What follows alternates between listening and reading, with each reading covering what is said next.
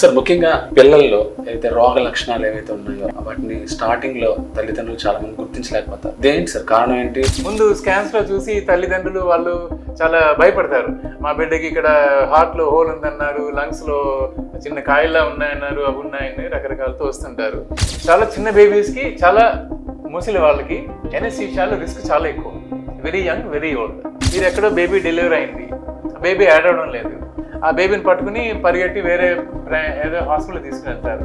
వాళ్ళు అక్కడ రకరకాల సిపిఆర్ అది చేసి బిడ్డని బతికిస్తారు. బిడ్డ బతుకుతుంది, ఏడుస్తుంది, ఆక్సిజన్ అందుతుంది, పింక్గా అవుతుంది. కానీ అప్పటికే బ్రెయిన్లో చాలా చేంజెస్ వచ్చేసి ఉంటాయి. బేబీ బయటకు వచ్చిన తర్వాత 10 నిమిషాలు చాలా క్రూషియల్ టైం. ఈ టైంలో బేబీ ఏడ్చి తీరాలి, ఎర్రగా పింక్గా అయి తీరాలి. ఈ బిడ్డకి ఆల్రెడీ 3 సార్లు ఆపరేషన్ చేశారు కదా, 3 సార్లు మత్తు ఇవ్వడం వల్ల బ్రెయిన్లో ఏం చేంజెస్ వస్తాయి? బీబీసీ ఆన్ టీవీ ప్రేక్షకులకు నమస్కారం. నేటి పిల్లలే రేపటి పౌరులు అన్నారు. రేపటి పౌరుల ఆరోగ్య భవిష్యత్తును వారు కడుపులో ఉన్నప్పుడే చూసుకునే ఒక అత్యద్భుతమైన ప్రక్రియ అయితే ఈ కాలంలో నడుస్తోంది. పూర్వకాలంలో కడుపులో పెరిగే బిడ్డ తాలూకా స్థితిగతులు ఏంటో అందరికీ తెలిసేవి కావు. తీరా బిడ్డ జన్మించిన తర్వాత ఏ లోపాలతో పుడతాడో అన్న భయం అయితే తల్లిదండ్రుల వెంటాడేది. కానీ ఈరోజు వైద్య విజ్ఞాన శాస్త్రం ఎంతో అభివృద్ధి చెందుతున్న నేపథ్యంలో బిడ్డ లోపల రూపుదిద్దుకుంటున్న క్రమంలోనే బిడ్డకు ఎదురయ్యే సమస్యలు, ముఖ్యంగా ఆరోగ్యపరంగా అవయవాల ఎదుగుదల ఏ విధంగా ఉంది, దానికి సంబంధించిన ట్రీట్మెంట్ పుట్టిన తర్వాత ఏ విధంగా చేయొచ్చు, ఎప్పుడెప్పుడు సర్జరీ పడుతుందనే అంశాల మీద కూలంకుషంగా ఇప్పుడు వైద్యులు అన్వేషణ చేస్తూనే ఉన్నారు. దీనికి సంబంధించిన అపోహలు ఇప్పటికీ ఇంకా తల్లిదండ్రుల్లో వెంటాడుతూనే ఉన్నాయి. ఈ అన్ని విషయాల మీద చర్చించేందుకు సీనియర్ పీడియాట్రిక్ సర్జన్ మొక్కవెల్లి శ్రీనివాసరావు గారు మనతో ఉన్నారు. ఆయన అడిగి మనిషి తెలుస్తున్నాం. నమస్కారం. నమస్కారం సార్. మిమ్మల్ని పరిచయం చేయడం నిజంగా మా ప్రేక్షకులు ఒక అదృష్టంగా చెప్పుకోండి. బీబీసీ ఆన్ టీవీ ప్రేక్షకులకు నా వైపు నుంచి నమస్కారాలు. చాలా అపోహలు ఉన్నాయి పేషెంట్స్లో, తర్వాత బిడ్డల్లో. ఈ మీరు అన్నట్టు కంజనిటల్ ఎనామలీస్తో పుట్టిన పిల్లలకి ఏం చేయాలి అన్నది. సో దాని మీద ఇప్పుడు డిస్కషన్ చేద్దాం సార్. ముఖ్యంగా పిల్లల్లో అయితే రోగ లక్షణాలు ఏవైతే ఉన్నాయో వాటిని స్టార్టింగ్లో తల్లిదండ్రులు చాలా మంది గుర్తించలేకపోతారు. దేంటి సార్ కారణం ఏంటి? ప్లస్ అలాంటి వాళ్ళకి మీరు ఇచ్చే సలహా ఏంటి? పాత రోజుల్లో కన్నా ఇప్పుడు యాంటీనేటల్ స్కాన్స్ అన్నీ ఉంటున్నాయి. ప్రెగ్నెన్సీ అప్పుడే మదర్కి స్కానింగ్ చేయడం వల్ల మదర్ హెల్త్ ఎలా ఉంది, బిడ్డ ఎదుగుదల ఎలా ఉంది, దాంతోపాటు బిడ్డ అవయవాలు, బిడ్డ ఆరోగ్యం ఎలా ఉంది, ఈ విషయాలు కూడా ఇప్పుడు చాలా మందికి తెలిసిపోతున్నాయి టిఫా స్కాన్స్లోనే. ఇప్పుడు మా దగ్గరికి వచ్చిన పేషెంట్స్లో చాలామంది నియర్లీ 90% కన్నా ఎక్కువ మంది టిఫా స్కాన్స్ చేసుకుని వస్తున్నారు. ఈ టిఫా స్కాన్స్లో ఏంటంటే మొదటి 3వ నెలలో లేదా 4వ నెలలోనే ఒకటి ప్రెగ్నెన్సీ కన్ఫర్మేషన్, ఒకటి రెండవది బేబీ తాలూకా బ్రెయిన్ ఎలా డెవలప్ అయింది, హార్ట్ ఎలా డెవలప్ అయింది, మిగతా కిడ్నీస్, మిగతా అవయవాలు ఎలా డెవలప్ అయింది అన్నది యాంటీనేటల్ స్కాన్స్లో ఇప్పుడు క్షుణ్ణంగా తెలిసిపోతున్నాయి. సో అలాగే డెవలప్మెంటల్లీ ఏమైనా డిఫెక్ట్స్ ఉన్నా కూడా, ఒక పర్టికులర్ ఆర్గన్లో చిన్న హోల్ ఉంది, లేకపోతే బ్రెయిన్ డెవలప్మెంట్లో చిన్న ప్రాబ్లం ఉంది అన్నవి కూడా ఇప్పుడు మనకి యాంటీనేటల్ స్కాన్లో, ఈ టిఫా స్కాన్లో తెలిసిపోతున్నాయి. చాలా మటుకు ఉన్న ఈ ఎనామలీస్ అన్నీ సెల్ఫ్ కరెక్టబుల్ అనమాట. అంటే బేబీ 3వ నెలలో ఉన్న అవయవాలు అలా ఎదుగుదల వల్ల 9వ నెలలో వచ్చేసరికి చాలా మార్పులు వచ్చేస్తాయి.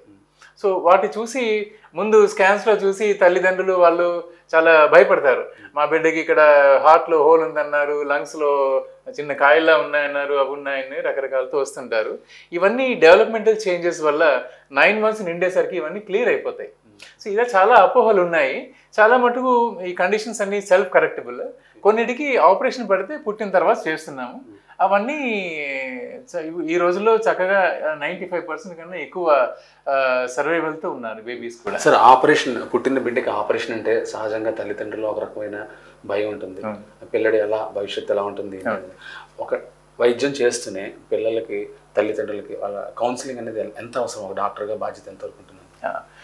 మా దగ్గరికి వచ్చిన పేషెంట్స్ చాలామంది యాంటీనేటల్ స్కాన్తో వస్తారు, నేను ముందు చెప్పినట్టు. సో డెలివరీ అవ్వకముందే వాళ్ళు ఆ గైనకాలజిస్ట్ లేకపోతే అల్ట్రాసౌండ్ చేసిన అతను ఈ ప్రాబ్లం ఉంది బేబీకి అని వాళ్ళ డయాగ్నోస్ వస్తారు మా దగ్గరికి.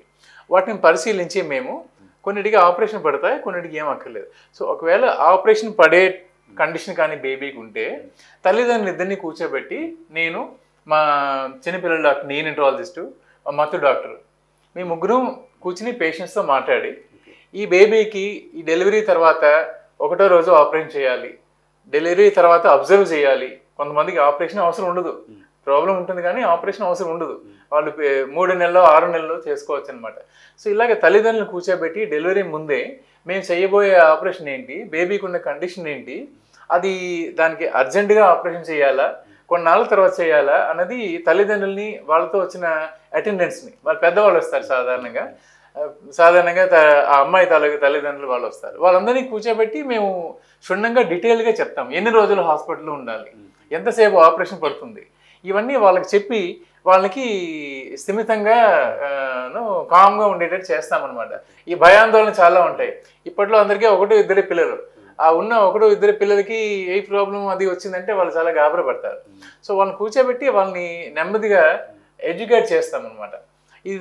ఇందులో ఉన్న ప్రాబ్లం అంత సీరియస్ కాదు, సో దీని గురించి మీరు భయపడక్కర్లేదు, బిడ్డ పుట్టిన తర్వాతే ఆ అబ్బాయికి స్కానింగ్ అది చేసిన తర్వాత మనం ఒక డెసిషన్కి రావచ్చు, మీరేం కంగారు పడద్దు, బిడ్డను పుట్టిన తర్వాత చూస్తాను అని వాళ్ళకి క్షుణ్ణంగా ఎడ్యుకేట్ చేసి పంపిస్తాను. సార్ ముఖ్యంగా అంత చిన్న వయసులో పుట్టిన 1-2 డేస్లో ఆపరేషన్ అనేది చాలా సెన్సిటివ్గా ఉంటుంది కదా, ఎలాంటి జాగ్రత్తలు తీసుకుంటారు సార్? బేసిక్గా మా ట్రైనింగే అది. సో ఎంఎస్ జనరల్ సర్జరీ తర్వాత మాకు అయ్యే ట్రైనింగ్ ఇది 3 years ట్రైనింగ్ పీడియాటిక్ సర్జరీలో. ఈ పీడియాటిక్ సర్జరీ ట్రైనింగ్లో మేము చాలా చిన్న బిడ్డల నుంచి 2 kg babies, 1.5 kg baby, 1 kg baby, premature babies, వీళ్ళకి ఒకవేళ మైనర్ సర్జరీస్ లేకపోతే ఏమైనా అబ్డామినల్ సర్జరీస్ చేయాల్సి వస్తే ఎలా చేయాలనేది మా ట్రైనింగ్లో భాగంగా ఉంటుంది. 3 సంవత్సరాలు మాకు అదే ట్రైనింగ్ ఉంటుంది. అందువల్ల మాకు బిడ్డను ఎవరికైనా బేబీకి ఆపరేషన్ చేయాలనిపించినప్పుడు మాకు ఆల్రెడీ ట్రైనింగ్ ఉన్నాం కాబట్టి మాకు వాళ్ళకి ఎంత ఐవి ఫ్లూయిడ్ ఇవ్వాలి, ఎలాంటి కేర్ తీసుకోవాలి, ఏ డాక్టర్ సహాయం తీసుకోవాలి. ఇప్పుడు మేము చేయాల్సిన పని సగం పని నీనటాలజిస్ట్ చేస్తారు. నీనటాలజిస్ట్ అంటే ఈ పుట్టిన పిల్లల్లో మెడిసిన్స్తో తగ్గించేవాళ్ళు అనమాట. మేము నీనేటల్ సర్జన్స్ అయితే వాళ్ళు నీనటాలజిస్ట్. సో వాళ్ళు మేము కలిసి పనిచేస్తాం. నేను ఒక్కని చేసేది కాదు అది. నేను నీనటాలజిస్టు, ఒక పీడియాట్రిక్ ఎనస్థిస్ట్, ఈ ముగ్గురు కలిసి ఆ బేబీని వాళ్ళ పర్టికులర్ బాడీ వెయిట్ బట్టి వాళ్ళకి ఎంత డోస్ యాంటీబయాటిక్ ఇవ్వాలి, ఎంత ఐవి ఫ్లూయిడ్ ఇవ్వాలి, ఎంత మత్తు ఇవ్వాలి, ఎనస్థీషియా ఎలాగ ఇవ్వాలి అన్నది ముందు 1-2 రోజుల ముందు నుంచి ప్లాన్ చేసుకుని దాన్ని ఆ పర్టికులర్ టైంకి ఆపరేషన్ థియేటర్ తీసుకెళ్ళి చేయడం అవుతుంది. ఇవన్నీ పేరెంట్స్కి ముందే డిస్కస్ చేసి చెప్తాను అనమాట. సో అందువల్ల ఇక్కడ జరిగేదంతా చాలా స్మూత్గా జరిగిపోతుంది. సార్ మల్టిపుల్ కాంప్లికేషన్స్ ఉన్న బిడ్డని ట్రీట్ చేసేటప్పుడు ఫస్ట్ ప్రయారిటీ దేనికి ఇస్తారు? అసలు ఏంటి, వాళ్ళకి బ్లడ్ అవసరమైనప్పుడు ఎలా? అది నేను ప్రాక్టీస్ చేస్తున్న 25 సంవత్సరాల్లో నేను 6 పిల్లలకి, కనీసం మినిమం 6 పిల్లలకి మల్టిపుల్ ఎనామలీస్ ఉన్న వాళ్ళకి సర్జరీ చేయడం జరిగింది. అంటే మీకు ఉదాహరణ చెప్తున్నాను. ఇప్పుడు మేము చూసే ప్రాబ్లమ్స్ ఏంటంటే, మీకు కామన్గా ప్రతి పౌరుడికి అర్థమయ్యేటట్టు చెప్పాలంటే గ్రహణంతో ఉంటుంది. సో పుట్టుకతో వచ్చిన ప్రాబ్లం అనమాట. సో ఇలాంటివి పైకి కనిపించేవి ఇవి. సో పైకి కనిపించకుండా లోపలి అవయవాల్లో కూడా ఇలాంటి డిఫెక్ట్స్ ఉన్నవి ఉంటాయి అన్నమాట. సో మోస్ట్ కామన్లీ ఇక్కడ ఫుడ్ పైప్ ఉంటుంది. ఈ ఫుడ్ పైప్ బ్లాక్ అని వస్తారు. రెండోది ఏంటంటే యానస్ ఓపెనింగ్ ఆబ్సెంట్తో వస్తారు. చాలామంది పిల్లలకి యానస్ ఓపెనింగ్ లేకుండా పుడతారు. తర్వాత ఇంటెస్టైన్ పేగుల్లోని బ్లాక్తో పుడతారు. ఇంకా కామన్గా ఏంటంటే ఇంటెస్టైన్స్ అన్ని ఛాతీలో వెళ్ళిపోయి ఉంటాయి, కానీ కంజెంటల్ డయాఫ్రమాటిక్ హెర్నియా అంటాం. సో ఇవన్నీ ఎగ్జాంపుల్స్ అనమాట. ఇవన్నీ ఇలాంటి ప్రాబ్లమ్స్ అన్ని మేము ట్రీట్ చేస్తాం. సో నా దగ్గరికి వచ్చిన నేను చెప్పిన 6 మంది పిల్లలు ఇలాంటి కండిషన్స్ 3-4 కలిపి పుట్టిన వాళ్ళు. ఒక బేబీకి అయితే ఫుడ్ పైప్ బ్లాక్, కిందన యానల్ ఓపెనింగ్ లేదు, దాంతోపాటు ఇంటెస్టైన్ బ్లాక్ కూడా ఉంటుంది. సో 3 ప్రాబ్లమ్స్ ఒకే బేబీకి ఉన్నది. సార్ ఇన్ని కాంప్లికేషన్స్ మీరు టాస్క్ చేస్తున్నప్పుడు ఆ బిడ్డకి ఎదుర్కొనే శక్తి ఉంటుందంటారా? మామూలుగా జనరల్గా ఉంటుంది. ఎగ్జాక్ట్లీ ఏంటంటే అదే చెప్పబోయేది నేను. ఇప్పుడు బిడ్డని ముందే తల్లిదండ్రులకి పరిచయం చేస్తాము. ఈ బిడ్డకి ఇన్ని ప్రాబ్లమ్స్ ఉన్నాయి, వీటన్నిటికీ ఒకటి ట్రీట్ చేస్తామని. సో డెలివరీ అయిన వెంటనే ఆపరేషన్ తీసుకెళ్ళి ఆపరేషన్ చేయము.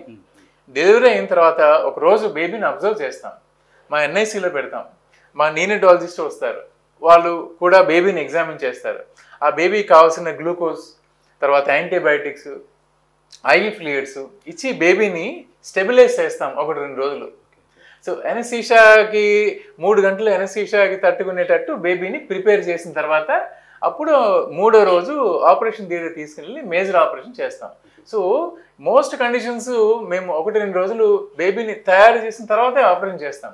సో డెలివరీ అయిన వెంటనే తీసుకెళ్ళి సర్జరీ చేసే కండిషన్స్ 1-2 ఉన్నాయి. వాటికి కూడా 6 గంటలు టైం ఇస్తాం బేబీని తయారు చేయడానికి.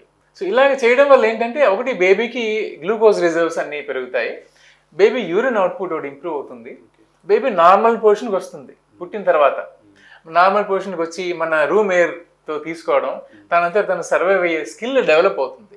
అవి 2-3 రోజుల్లో డెవలప్ అయిన తర్వాత ఈ మేజర్ ఆపరేషన్ చేస్తే బేబీ తట్టుకుంటుంది.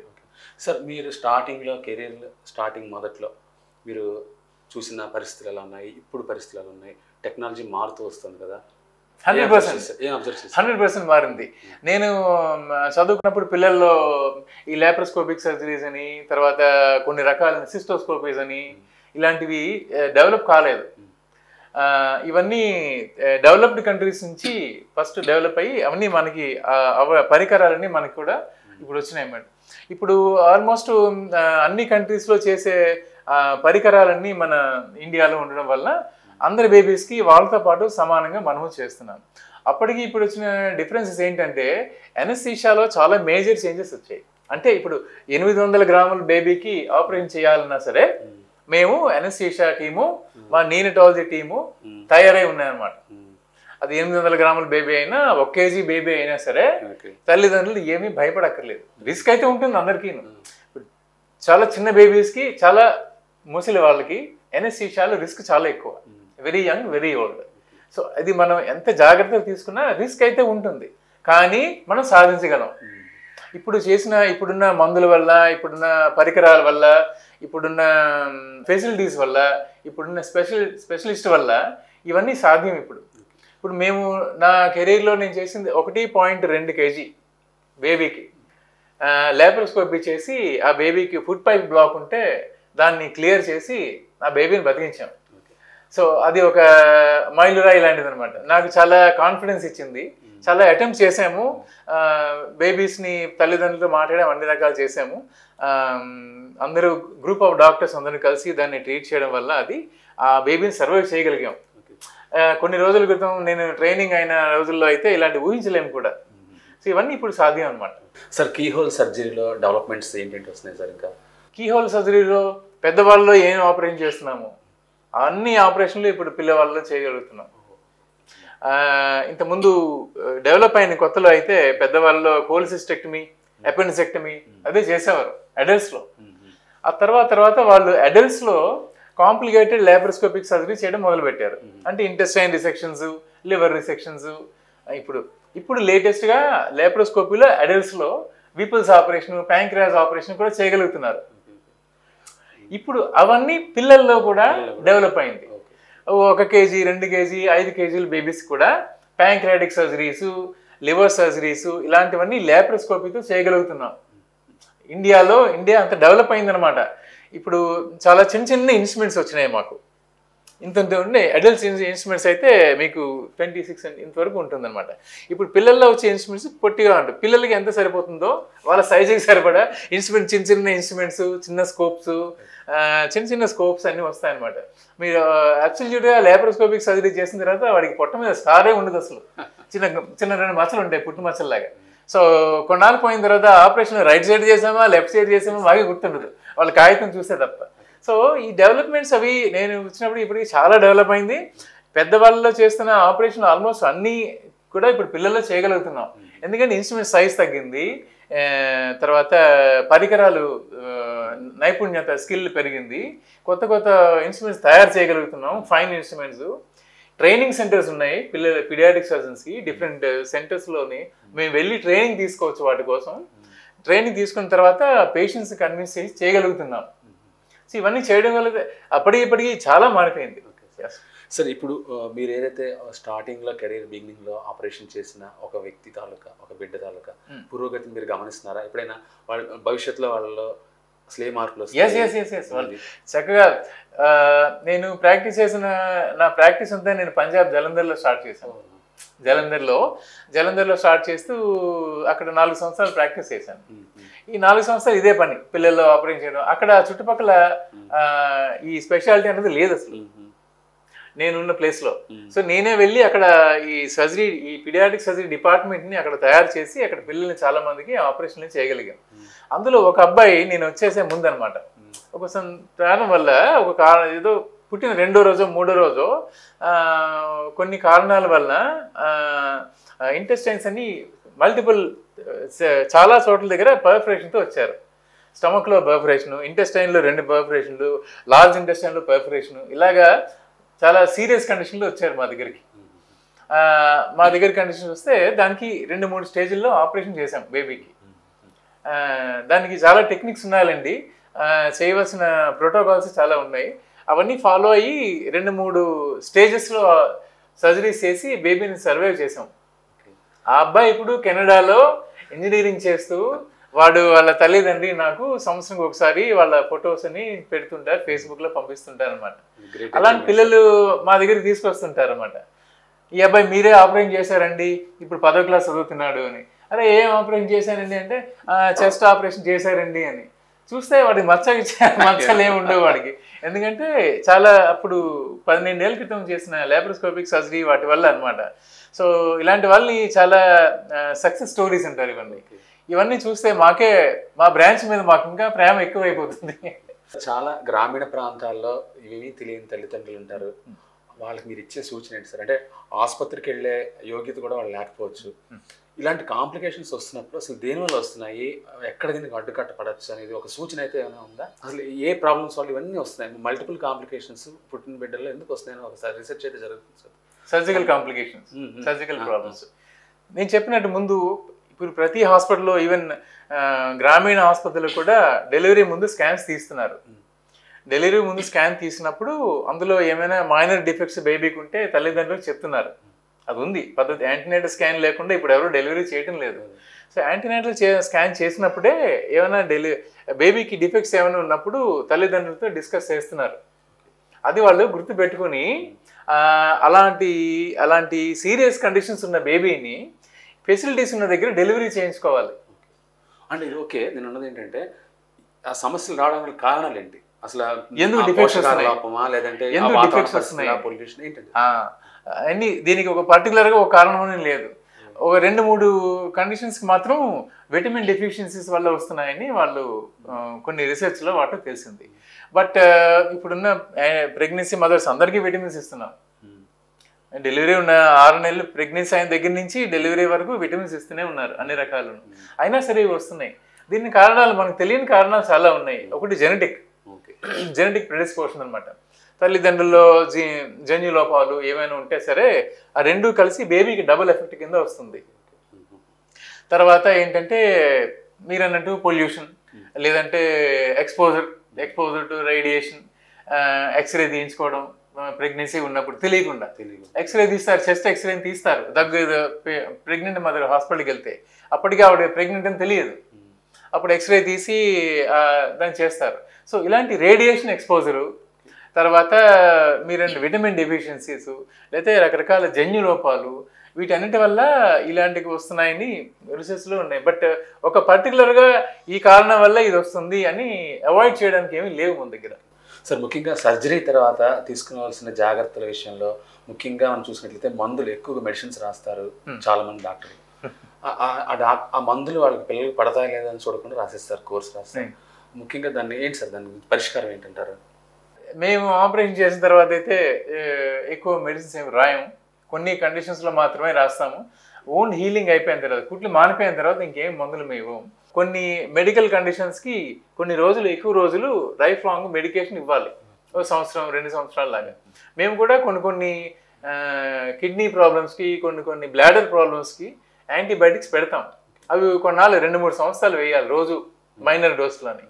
వీటి వల్ల సేఫ్ డోసేజ్లోనే ఇస్తారు డాక్టర్స్ కూడా. మెడిసిన్ ఎక్కువ రోజులు వేయడం వల్ల, ఇదే మందు 2 సంవత్సరాలు వేయడం వల్ల వాడికి ఏమి హాని లేకుండా ఉండే డోస్, అంటే ఫుల్ డోస్ కాదు, కొంచెం డోస్లో అన్నమాట, ఇన్ఫెక్షన్ ప్రివెంట్ చేయడానికి అలాంటివి పెడతారు.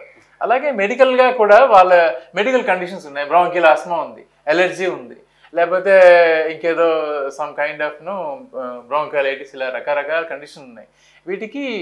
వీటిని మళ్ళీ రికరెంట్గా వాడికి ఇన్ఫెక్షన్ రాకుండా ప్రివెంట్ చేయడానికి కొన్ని మెడిసిన్స్ పెట్టక తప్పదు. సో అవన్నీ వాళ్ళ వాళ్ళ ప్రిస్క్రైబ్డ్ మెడికేషన్లోనే ఉంటుంది. చాలా మంది తల్లు బుద్ధిమాంద్యం కలిగిన పిల్లల్ని కంటున్నారు, వాళ్ళు చాలా బర్డెన్గా ఫీల్ అవుతున్నారు. ఎందువల్ల అది జరుగుతుంది? దాన్ని ఏమైనా అరికట్టగలమా? సిపిఎన్ సెరిబ్రల్ పాలసీ అంటాం. సెరిబ్రల్ పాలసీ అన్ని దాంట్లో వచ్చిన ముఖ్య కారణం ఏంటంటే బిడ్డ పుట్టిన వెంటనే తనకి ఆక్సిజన్ అందకపోతే 5 to 8 minutes టైం ఉంది. ఈ 5 to 8 minutes లోపల బ్రెయిన్కి ఆక్సిజన్ అందకపోతే, పుట్టిన వెంటనే అందకపోతే బ్రెయిన్లో కొన్ని చేంజెస్ వస్తాయి. దురదృష్టవశాత్తు ఈ చేంజెస్ పర్మనెంట్. అందుకే మేము పదే పదే చెప్పేది డెలివరీ హాస్పిటల్లో చేయండి. డెలివరీ హాస్పిటల్లో చేయడం వల్ల మెడికల్ ప్రొఫెషనల్స్ ఉంటారు, బేబీని వెంటనే రిసస్టేట్ చేస్తారు. అలాగా మీరు ఎక్కడో బేబీ డెలివరీ అయింది, ఆ బేబీ యాడ్ అవ్వడం లేదు, ఆ బేబీని పట్టుకుని పరిగెట్టి వేరే ఏదో హాస్పిటల్ తీసుకుని వెళ్తారు. వాళ్ళు అక్కడ రకరకాల సిపిఆర్ అది చేసి బిడ్డని బతికిస్తారు. బిడ్డ బతుకుతుంది, ఏడుస్తుంది, ఆక్సిజన్ అందుతుంది, పింక్గా అవుతుంది, కానీ అప్పటికే బ్రెయిన్లో చాలా చేంజెస్ వచ్చేసి ఉంటాయి. సార్ ఆ చేంజెస్ మనం కడుపులో ఉన్నప్పుడే గ్రహించగలిగేది ఏదైనా విజ్ఞానం? పుట్టిన తర్వాత, పుట్టక ముందు అంటే వాళ్ళు ఊపిరి పీల్చుకోవడం కూడా కొంచెం పుట్టక ముందు బేబీ నార్మల్ గానే డెవలప్ అయి ఉంటుంది, బ్రెయిన్ హార్ట్ అంతా సేమ్ ఎలా కనిపిస్తుంది. పుట్టిన తర్వాత 10 నిమిషాలు ఇమీడియట్లీ ఆఫ్టర్ బేబీ బయటకు వచ్చిన తర్వాత 10 నిమిషాలు చాలా క్రూషియల్ టైం. ఈ టైంలో బేబీ ఏడ్చి తీరాలి, ఎర్రగా పింక్గా అయి తీరాలి. అవ్వలేదనుకోండి మీకు ఆక్సిజన్ అందనట్టు అనమాట. పుట్టిన బిడ్డ ఏడవలేదు అంటే అది. అందుకే ఇప్పుడు అన్ని డెలివరీస్ ఒక పిల్లల డాక్టర్ ఉంటాడు పక్కనే. బేబీ డెలివరీ అయిన వెంటనే పిల్లల డాక్టర్ అటెండ్ అయ్యి ఆ బేబీని ఎలా ఏడిపించి ఆక్సిజన్ అందించి ఆ ప్రక్రియ చేస్తాడనమాట. ఎక్కడైతే ఈ ఫెసిలిటీస్ ఉండవో అక్కడ బేబీకి పుట్టిన వెంటనే ఎప్పుడు ఏడవక ఆక్సిజన్ అందదో బ్రెయిన్కి, ఆ ట్రాన్సిషన్ పీరియడ్లో వచ్చే చేంజెస్ చాలా పర్మనెంట్.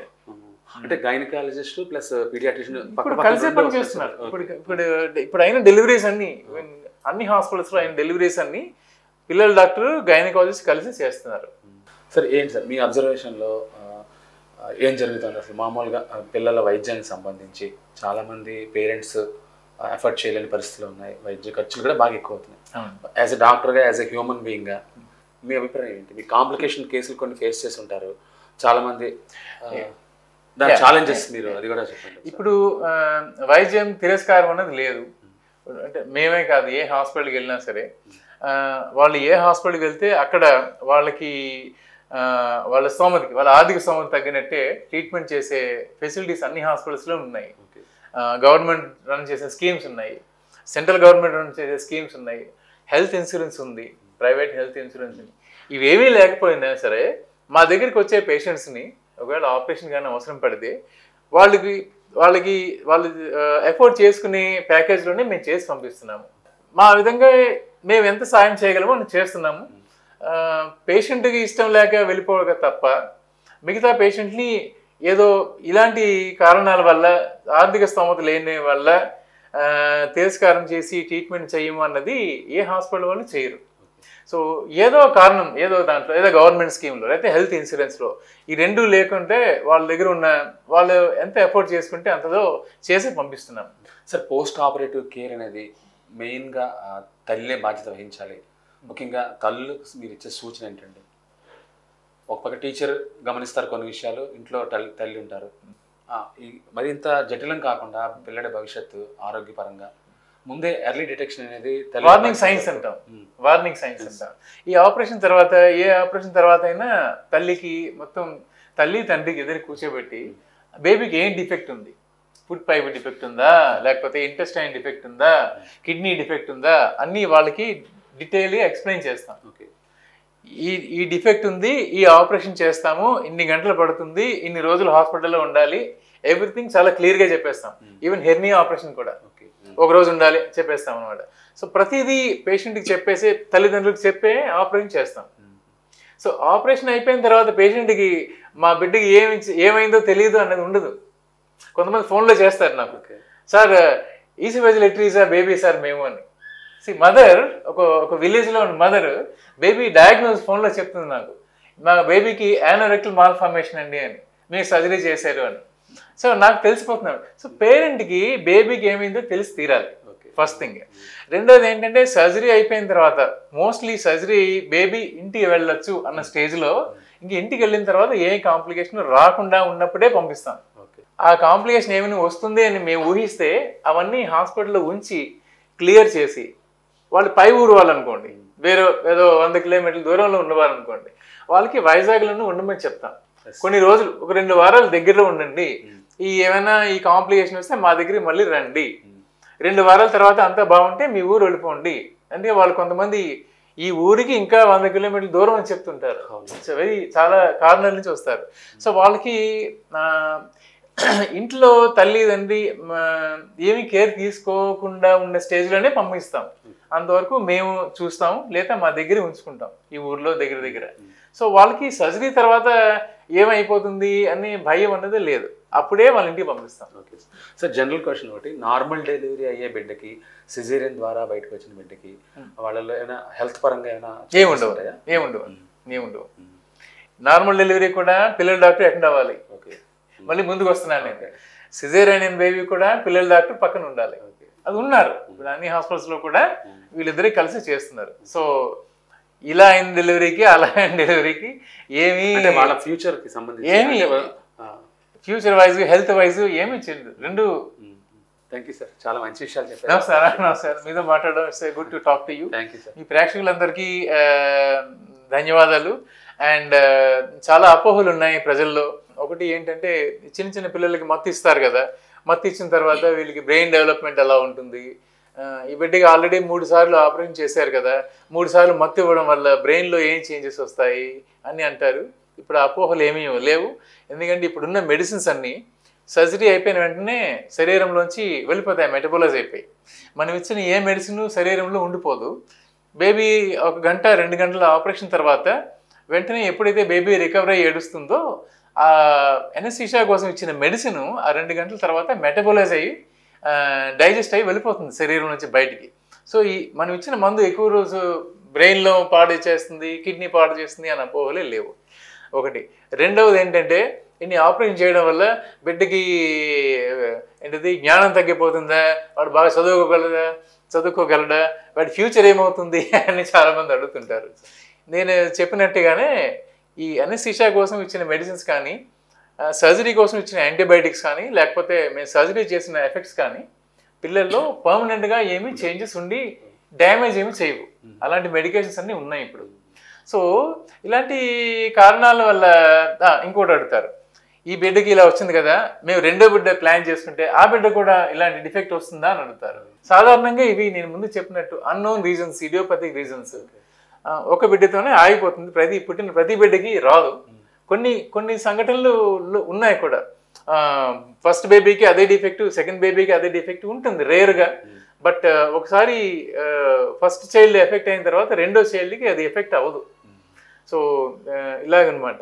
ఇలా చాలా సక్సెస్ స్టోరీస్ ఉన్నాయి. మేము ట్రీట్ చేసిన వాళ్ళు మళ్ళీ మా దగ్గరికి వస్తూ ఉంటారు, నార్మల్గా చదువుకుంటారు, ఇంజనీరింగ్ చేస్తారు, మెడిసిన్ చేస్తారు, టీచర్లు అవుతారు, కొంతమంది డ్యాన్స్ చేస్తారు, స్కేటింగ్ చేస్తారు, కరాటే ఫైట్.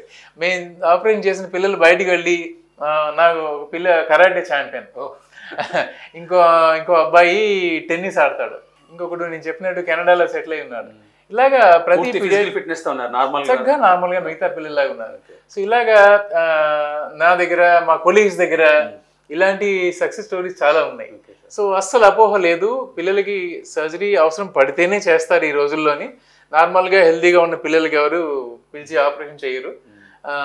ఒకవేళ డిఫెక్ట్ కానీ ఉంటే బేబీకి మ్యాక్సిమం మెడిసిన్స్తో తగ్గేటట్టే ప్రయత్నం చేస్తాము, నేను మా టీం అందరం కలిసి, మా కొలీగ్స్ అందరం. ఎప్పుడైతే మెడిసిన్తో కూడా ఎఫెక్ట్ లేదు అనుకుంటే అప్పుడు సర్జరీ చేయాల్సిన అవసరం పడుతుంది. సో సర్జరీ చేయాల్సిన అవసరం పడినా కూడా ఏమీ భయం లేదు.